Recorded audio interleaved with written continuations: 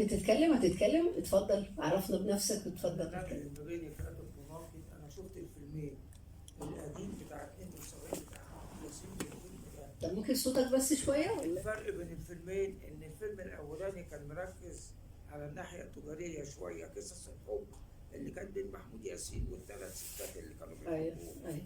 الميزة في الفيلم بتاع الحديث ده اللي احنا شفناه المودرن ده إن مركز على الناحية النفسية، ودي ده حقيقي. ميزة كبيرة فيه إن هو حل شخصية هاشم، واخدة بالك؟ ففي ده الفرق بين الاتنين. التاني كان مركز على قصص الحب أكتر، لكن ده كان مركز على الناحية النفسية وراح لدكتورة نفسية عشان تعالجه. ودي الميزة اللي في الفيلم ده. وأنا بتفرج على الفيلم كان في سؤال بيجي في ذهني تملي، إحنا ما بنكترش ليه من الأفلام النفسية دي؟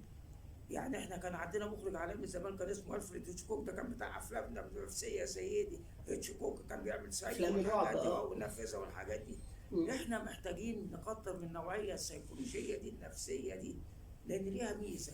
ممكن يكون واحد عنده اي مشكله نفسيه بقى الناس بتقول عليها مرض، عنده ازدواجيه، عنده احباط، عنده يأس، لما يشوف فيلم زي ده ممكن المشكله اللي عنده تتحل بطريقه غير مباشره من غير ما يروح لدكتور نفساني.